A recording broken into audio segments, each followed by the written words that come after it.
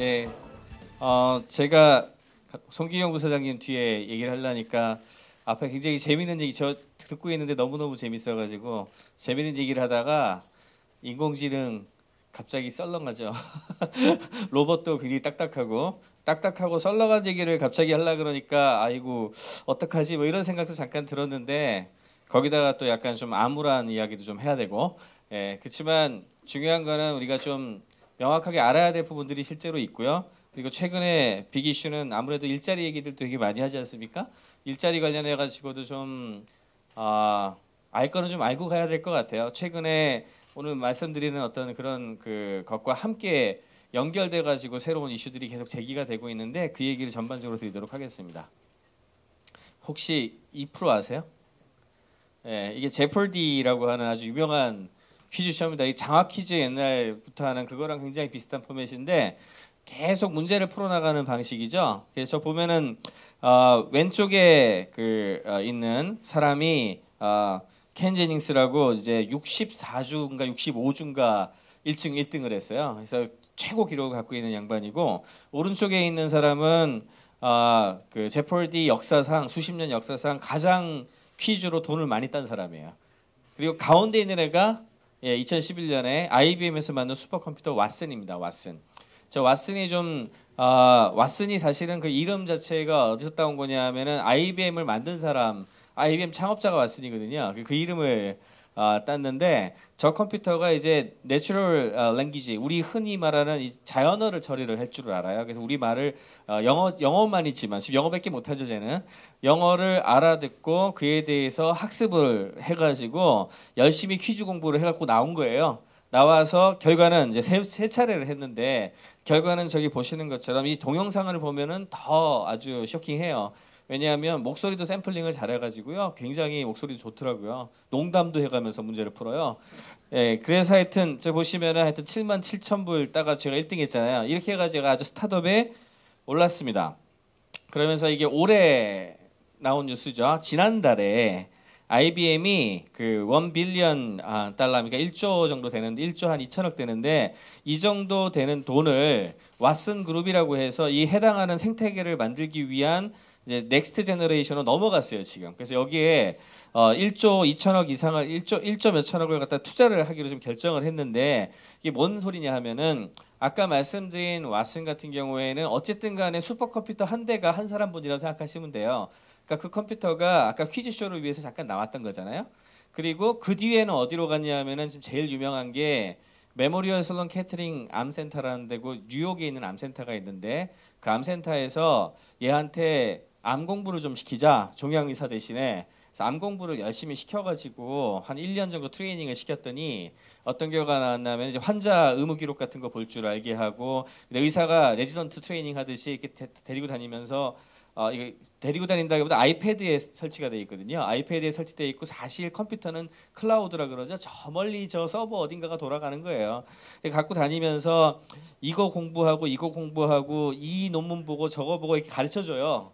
그런 식으로 이제 마치 우리 가르쳐 주듯이 한 1년 하고 다녔더니 지금 수준이 어디까지 올라왔냐 하면은 웬만한 전문의보다 나은 수준 정도 왔어요. 그래서 물어봐요.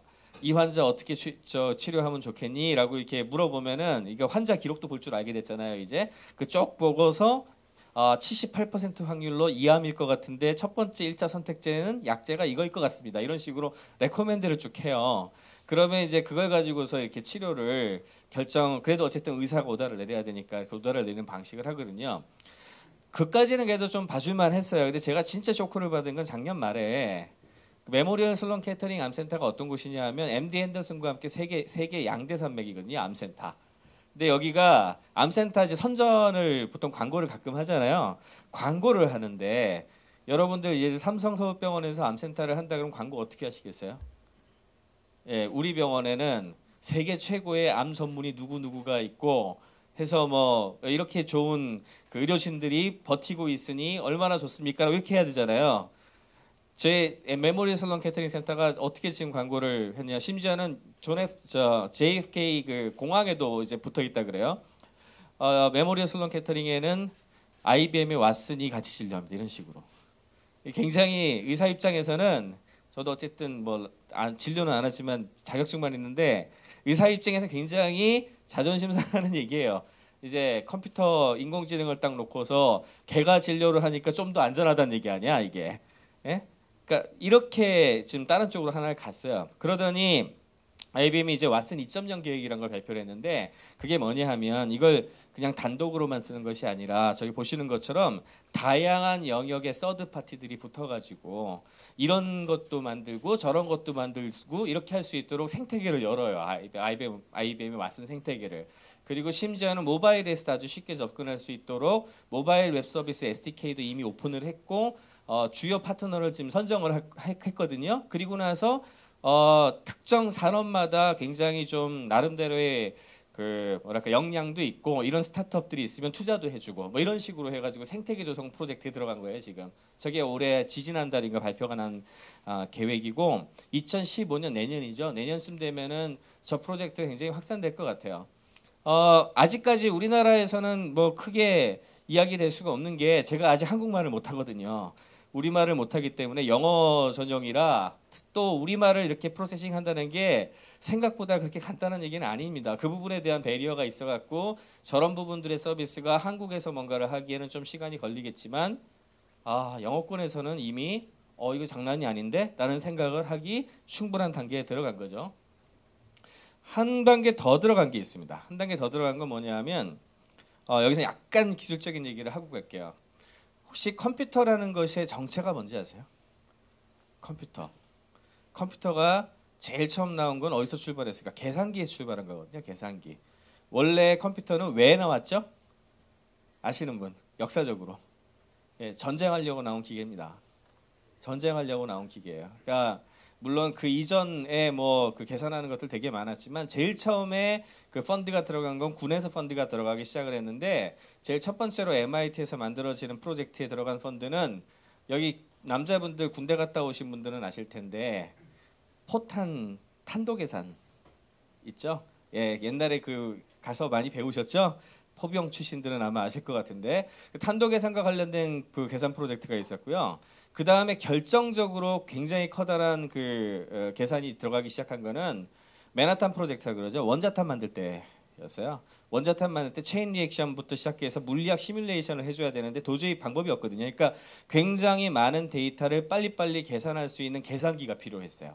그래서 그 계산기를 처리하기 위한 어떤 프로젝트로 해서 진행이 되다가 이제 전쟁 끝나고 나서 실제 상용화된 컴퓨터가 나오기 시작했는데 이런 컴퓨터를 우리가 존 폰 노이만이라는 사람이 굉장히 큰 역할을 했기 때문에 폰 노이만 방식의 컴퓨터라고 불러요. 근데 저는 그 폰 노이만 방식 컴퓨터라고는 너무 어렵잖아요. 사실은 거대한 계산기입니다. 그냥 계산기. 계산기하고 우리 인간의 뇌하고는 너무너무 다른 거예요. 계산기는 뭐냐 하면 수많은 데이터를 폰 노이만 방식의 컴퓨터는 크게 5가지로 구성이 되어 있는데요. 아주 빠르게 계산을 할 수 있는 CPU라고 부르는 중앙 처리 장치가 가운데 있고요. 그 다음에 데이터를 빨리빨리 여기다 줘야 될 거 아니에요. 너 뭐 계산해야 돼? 라고 넣어줘야 되잖아요. 그런 걸 들고 있는 소위 말한 메모리라는 구조가 있어요. 그게 이제 주메모리라는 구조가 있죠. 주메모리는 빨리빨리 처리하는 것이 중요하니까 이렇게 주구 휘발성의 특징을 갖고 있는데 또 오랫동안 장기 기억해야 되는 게 있어야 되잖아요. 그럼 우리 컴퓨터에 생각하면 하드디스크 같은 거 그런 걸 보조기억 장치라고 부르고요. 그 다음에 거기 데이터를 집어넣는 게 있어야 되죠. 그래서 입력 장치가 있어야 되고 그 다음에 결과를 보여줘야 되잖아요. 디스플레이가 됐던 프린트가 됐던 출력 장치가 있어요. 이렇게 5개로 연결된 구성된 컴퓨터를 폰 노이만 방식 컴퓨터라고 불러요. 이건 뭐예요? 지금 말씀드린 계산기예요. 너무너무 계산기의 속도가 빨라졌고 데이터 처리 양이 늘어났고 그러기는 했고 그것 때문에 지금 우리가 알고 있는 이런 수많은 혁신들이 일어났지만 이 기본적인 폰 노이만 방식 컴퓨터의 가장 큰 약점이 뭘까요? 인간하고 다르죠. 유연한 생각을 못해요. 인간의 뇌는 병렬 처리 컴퓨터군요. 수십억 개, 수조 개의 신경세포가 막 연결되어 있는 구조고 인간의 의식은 중앙 처리 장치가 없어요. 그냥 분산돼서 여러 가지 다른 그 생각들을 다 해요. 의식의 정체가 그거거든요. 그런 뇌하고는 너무 달랐기 때문에 뭐 학습을 한다든지 아니면은 유연한 사고를 한다든지 사람 같은 이런 걸 하기가 되게 어려운 거였다고요. 그래서 DARPA 이게 이제 인터넷 만든 것이죠. 미국의 고등국방연구원이라는 데인데 여기서 이제 IBM에다가 또 펀딩을 해가지고 최근에 프로토타입까지 나온 칩이 저겁니다. 이제 시냅스라고 하는 프로젝트인데 보시면은 저 왼쪽 제일 아래에 보면은 컴퓨터 칩이 이상하게 생겼죠. 컴퓨터 칩이 이렇게 라인이 쭉쭉 가 있고 뉴런스, 시냅스 저렇게 돼 있잖아요. 저게 뭐냐 하면 마치 인간의 뇌 세포처럼 하나하나의 그 단위가 신경 세포들이 256개를 시뮬레이션할 수 있게 돼 있는 거고 각각의 그 신경 세포마다 1024개 정도의 연결고리를 가질 수 있도록 네트워크 자체를 쭉 연결해 놓은 거예요. 그러니까 저거는 실제로 수십 개, 수백 개, 수백만 개의 프로세스가 동시에 움직여요. 그리고 메모리가 없어요. 인간의 뇌도 메모리라는 게 따로 있지 않거든요. 메모리 장치가 인간의 뇌가 따로 있고 우리가 이성적인 판단을 하는 게 따로 있고 그런 게 아니에요. 그냥 전부 다 네트워크로 돼 있는데 네트워크에 가는 길이 일종의 메모리 패턴이 그 패턴이 메모리로 남기도 하고 그걸로 이렇게 지나가는 그 패턴이 프로세스 그 답을 내는 방법으로 되고 두 개가 한꺼번에 통합되어 있는 거거든요. 그런 방식의 새로운 칩까지 지금 만들어내기 시작을 했습니다. 근데 이렇게 되면 이제 문제가 뭐냐면 저렇게 했더니 너무 많은 걸 집적을 해야 되잖아요. 그래서 이렇게 그 우리가 흔히 얘기하는 2D로 해가지고 답이 안 나왔어.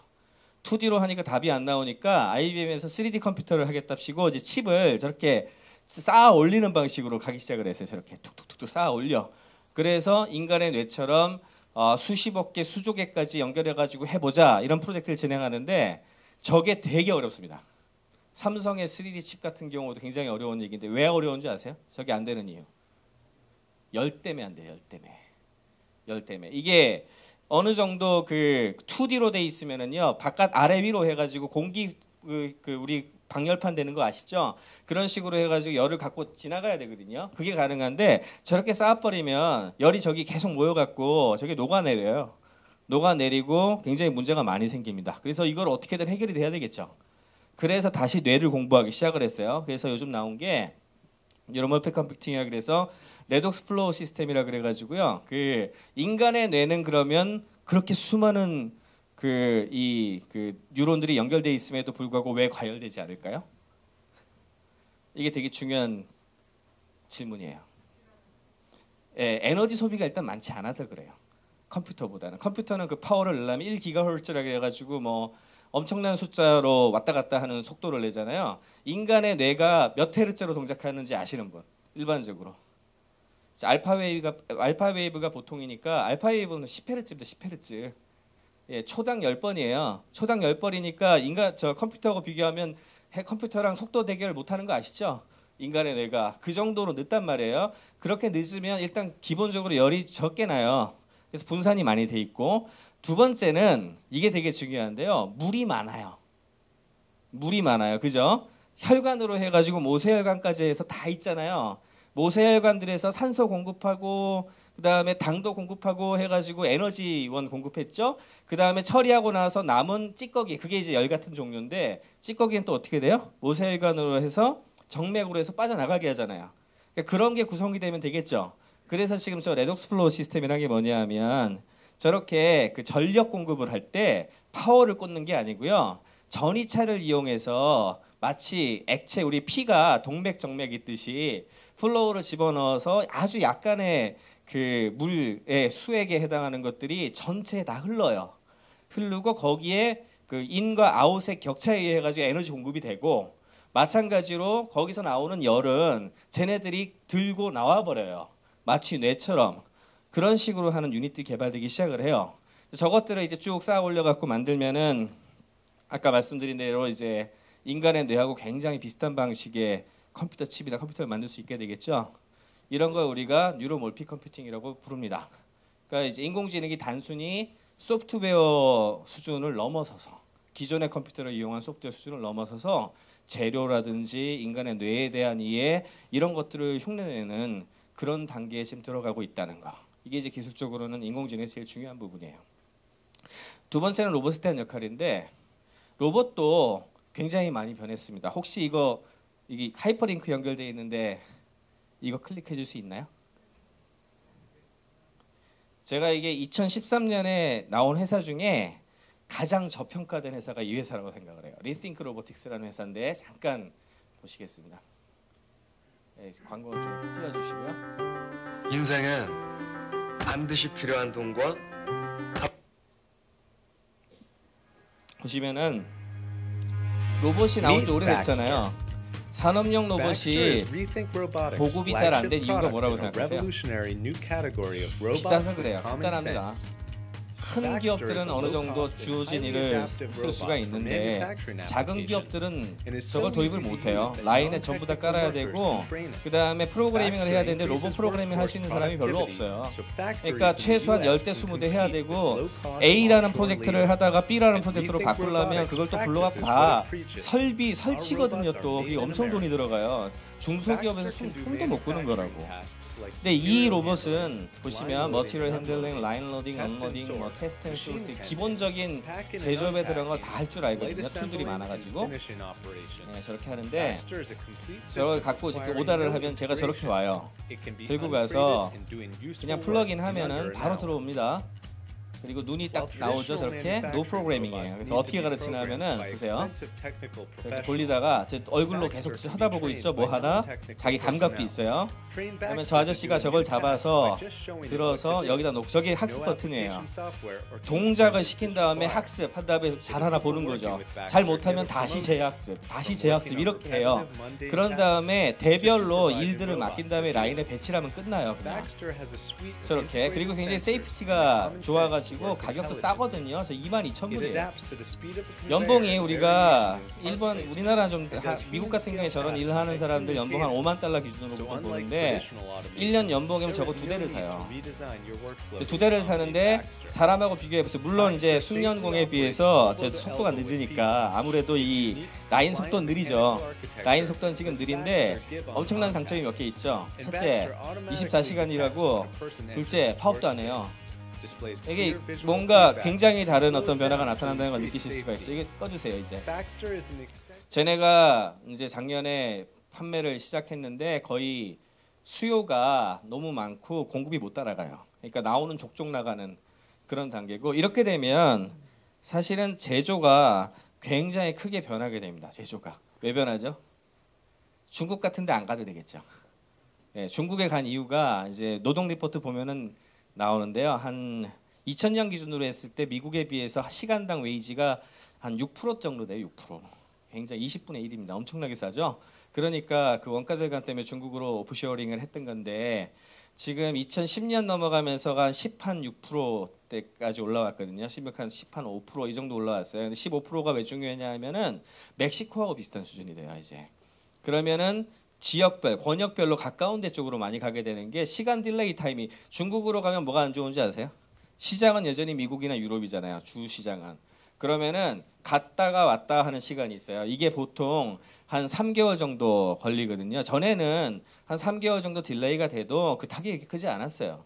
그 다음에 두 번째는 윤리적인 문제가 있죠. 윤리적인 문제. 그러니까 폭스콘 같은 데에서 뭐 애들 뭐 착취했느니 뭐 이런 거에서 브랜드 가치 떨어지는 거 있잖아요. 그런 거에 대한 손해가 있어도 워낙 인건비 절감이 많이 되니까 중국에 갖다 줬다고요.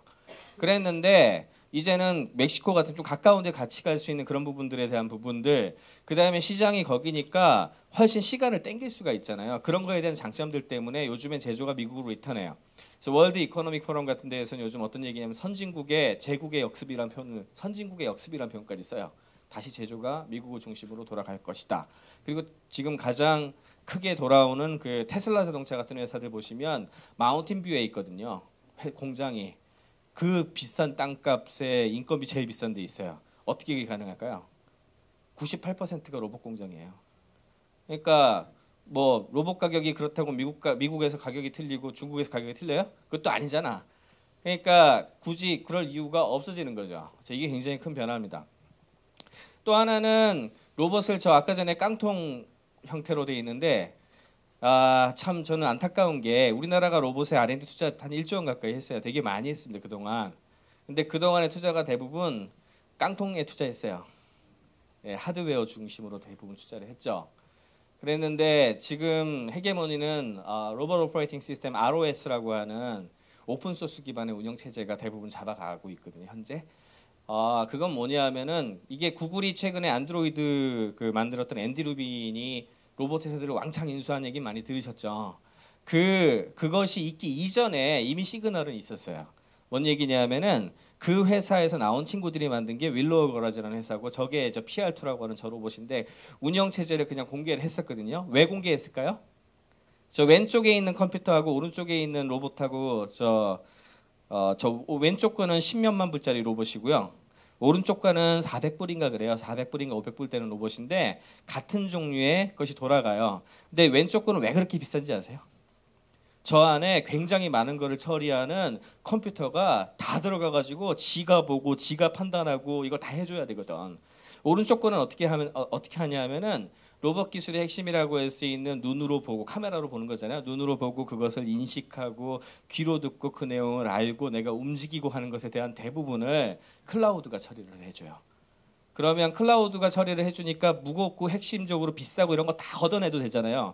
그걸 다 걷어내 버리고 간단하게 조립해서 만들 수 있게 네트워크 컴퓨터를 만들어 버리면은 아주 쉽게 저렴하면서도 많은 로봇들을 쓸 수 있을 거야. 이게 이제 클라우드 로보틱스라 그래서 클라우드 기반의 로봇이라고 해서 구글이 옛날부터 투자했던 거고요. 그것 때문에 그 파생 프로젝트로 나왔던 것 중에 제일 대표적인 게 구글 고글이라 그래서 이미지 집어넣으면 그게 뭔지 밝혀주고 그다음에 보이스 인식, 음성 인식 이게 다 로봇 기술들이거든요. 그 관련된 것들을 전부 인터넷 서비스화해서 했었는데 문제는 뭐냐? 로봇이 어쨌든 성공을 하려면 삼성전자에 성공해서 보듯이 로봇은 실제로 움직이는 뭔가잖아요. 하드웨어도 받쳐줘야 돼요. 그러니까 아이폰이 나오기 전에는 모바일에서 인터넷에 뭔가를 할 수 있는 것이 없었잖아요. 그러니까 터미널이 같이 받쳐줘서 걔네들도 어느 정도 수준으로 올라와줘야 혁신이 일어나는데 구글이 열심히 백엔드에서 그런 그 인터넷하고 네트워크 관련된 거하고 이런 걸로는 열심히 개발해가지고 해보라고 오픈 소스로도 하고 이렇게 했는데 로봇 회사들은 혁신을 못 하는 거야. 그러니까 답답한 나머지 이제는 안 되겠다. 시대가 바뀔 때가 됐으니까 자기네들이 직접 하겠다 하고 지금 세계 랭킹 1위부터 10위에 있는 로봇 회사들 중에 8개를 인수해 버렸어요, 지금. 8개를 인수를 해서 그 수장으로 임명한 사람이 바로 저 사람이에요. 앤드류 빈이라고 안드로이드 운영체제 만든 사람이에요. 원래 소프트웨어 가이죠. 그러니까 안드로이드 운영체제 만들었던 사람이 진짜 안드로이드 만들게 생겼다. 요즘 그렇게 농담을 합니다. 그렇게 하고 저 헤드쿼터가 지금 열심히 짓고 있는데 어디다 짓고 있냐면은 실리콘밸리 마운틴 뷰에 가면은 에이미스 리서치 센터라고 그래가지고 나사의 연구센터가 있어요. 나사 연구센터 안에 옛날에 그 비행선을 올려서 하던 아주 커다란 경납고 있거든요. 그 건물을 갖다가 매입을 해갖고 그거를 지금 세계적인 로봇 그 센터를 만들기 위한 작업들을 진행하고 있다 그래요. 그러니까 이제는 인터넷 서비스하고 이런 것들을 하고 로봇이 따로 노는 게 아니라 그것이 한꺼번에 엮어지는 어떤 그런 시대로 넘어가고 있습니다. 뿐만이 아니죠. 로봇 하면은 잘 생각이 안 되실지도 모르지만 요즘 무인 자동차 관련된 거라든지 또는 저건 이제 도미노 피자에서 영국에서 실제로 테스트 딜리버리 하는 영상인데 그 드론이라 그러죠. 무인 비행기가 떠가지고 이렇게 배달하는 거 그런 것들도 다 로봇 관련 기술들이에요. 그러니까 이런 거 관련된 것들도 굉장히 많은 것들을 이제 바꾸게 되겠죠. 예, 여기까지가 이제 로봇과 그 뭐 인공지능 기술의 지금 현황 정도 그리고 미래 뭐 근미래에 대한 얘기를 하면은 이제 시간이 이렇게 많지는 않지만 일자리 얘기를 해보죠. 사실은 레이스 어게인스트 머신이라고 제가 오늘 저기 이벤트로도 잠깐 준비했고 제가 최근에 번역한 책이기도 하고요. MIT의 에린 브로뇨브스키 교수하고 좀 메가피 교수하고 둘이서 쓴 책입니다. 이번에 새로 이제 세컨드 머신이라고 하는 책 때문에 지금 유럽이나 미국이나 다 난리가 났는데 거기에서 언급되는 가장 중요한 도포 중에 하나가 저건데 MIT의 데이비드 오토 교수란 분이 있어요. 그분이 이제 네이버 노동시장 연구를 굉장히 오랫동안 하셨던 분이에요. 지난 30년 동안 일자리가 어떻게 변했나를 트래킹을 쭉 해가지고 그래프를 그린 굉장히 이제 풀 보고서 직접 보시면 공부하실 게 있는 게 많은데 가장 특징적인 게 이겁니다. 딱 보고서 뭐가 뭔지 잘 모르시겠죠. 그냥 네거티브로 들어간 걸 보시면 이제 로우, 미디엄, 하이 중심으로 보시면 됩니다. 무슨 얘기냐면 하이 스킬드 퍼슨, 그러니까 아주 고학력의 아주 똑똑한 사람들 같은 경우에는 옛날이나 지난 30년 동안 그렇게 일자리가 크게 줄어든다거나 이러지는 않았어요. 그리고 교육이 전혀 필요 없는 아무거나 하는 일들이 있잖아요. 그런 종류의 로우 스킬드 레이버도 별로 일자리 변동 없어요. 이렇게 많이 이렇게 뭐랄까 큰 격차가 없거든요. 근데 미디움 중간 정도의 교육을 받고 중간 정도에 하던 그런 매니저 기술 관련된 직업들 있죠. 그게 저렇게 보시듯이 아주 급격하게 없어지고 있습니다. 자리가. 소위 말하는 중간 관리자에 해당하는 그 파트 부분, 그 부분이 지금 급격하게 사라지고 있어요. 이게 굉장히 중요한 어떤 변화입니다. 그래서 이것이 이렇게 된 이유는 간단하죠. 기계하고 컴퓨터, 로봇, 인공지능 같은 것들이 이 그 인간들을 대체하게 되니까 그 일자리를 갖다 뺏어간 거예요. 그 부분들을 뺏어가고 그걸 잘 못하는 부분들에 대한 것들에 대한 이야기가 한 거죠. 그래서 이 기계와 경쟁에서 제일 중요한 얘기 중에 하나 제가 몇 가지 얘기를 드리겠습니다. 존 헨리라는 사람이 있었어요. 존 헨리라는 사람의 전설이 있는데 존 헨리가 누구냐 하면은 로봇이 기계죠. 기계 처음에는 기계가 드릴 기계인데 기계가 처음 소개됐을 때 인간이 이만큼 세다는 걸 보여주기 위해서 기계와 경쟁을 했던 사람이에요. 그래서 특히 굉장히 힘이 좋은 사람이었는데 드릴을 막 파가지고 누가 더 굴착을 빨리 하나 뭐 이런 거였거든요. 그렇게 해서 기계와 경쟁을 했어요. 근데 이 사람이 이겼어. 기계한테 아주 근소한 격차로 이겼어요. 그런데 그 사람이 심장마비로 죽었어요. 너무 무리를 해가지고. 예, 이게 경쟁의 결과 과연 그걸 이기려고 했던 것이 옳은 선택이냐는 거죠. 딥블루라고 해서 IBM 왓슨 먼저 나오기 전에 IBM에서 만들었던 체스하는 기계가 있습니다. 이 기계가 게리 카스파로프라고 당시 체스 세계 챔피언하고 싸웠어요.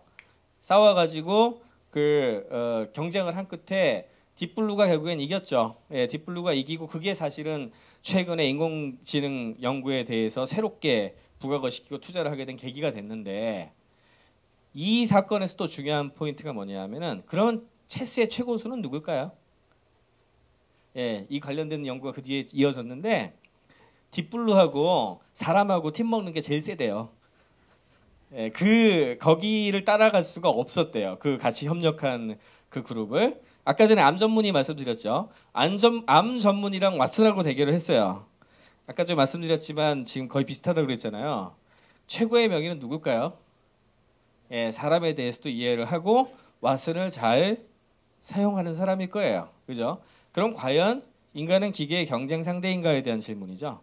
물론 인공지능과 뭐 로봇에 대해서도 우리가 좀 두려움도 굉장히 많이 가지고 있지만 예를 들어서 아까 전에 잠깐 말씀드렸지만 이 환자에 대해서는 치료는 이렇게 해야 되고 저렇게 해야 됩니다라고 쭉 나왔다고 쳐요.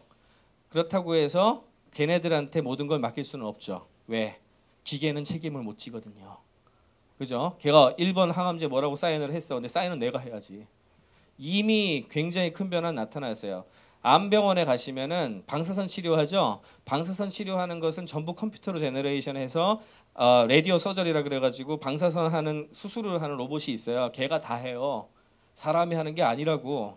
그 기기가 다 하죠. 그렇지만 그 오더를 내리고 실행하는 버튼은 누가 누릅니까? 암 전문의, 그러니까 치료 방사선과 의사가 있는 거예요. 그 사람이 책임을 지잖아요. 그렇게 우리가 생각하는 것 이상으로 사람들을 이해하는 것과 관련된 부분이 굉장히 중요해졌어요. 마지막으로 이제 뉴욕타임스의 데이비드 브룩스 이야기를 좀 드리고 종료를 그래서 할까 하는데, 그래서 세컨드 머신 제2의 기계 시대가 왔다. 산업혁명 이후에. 그렇다면 기계의 시대에 각광받는 인재는 어떤 사람일까? 그리고 그와 관련된 직업들은 어느 쪽으로 흘러갈 것인가에 대한 이야기에서 이 사람이 크게 한 4가지 정도를 얘기했습니다. 기계가 대체할 수 없는, 그리고 기계와 같이 해가지고 뭔가를 더 나은 걸 할 수 있는 사람은 세상을 이해하는 강렬한 모험심을 가진 사람, 그리고 일에 대한 열정이 있고 핵심을 파악하는 통찰력이 있고, 그리고 아까 지금 제가 이런 강의를 드리는데 왓슨이 와서 목소리도 되게 좋다고 그랬잖아요. 왓슨이 와서 저 대신에 강의를 하면 여러분들이 더 좋으실 것 같아요. 걔가 나보다 더 많이 할까 어쩌면. 좀 공부 좀 하고 오면은. 못할 거예요. 왜죠? 우리는 사람이잖아요. 여러분들과 함께 같이 뭔가를 주고받고 마음속에 있는 어떤 인상을 남기는 감성적 공감을 가지고 있기 때문에 그와 관련된 부분이 굉장히 중요하게 보고 있습니다. 데니얼 핑크는 이런 거를 하이 컨셉 앤 하이 터치 시대다. 이게 제 블로그 이름이기도 해요. 그래서 이제 미래에서는 이런 식으로 진행될 거다라는 이야기를 드리면서 마치도록 하겠습니다. 감사합니다.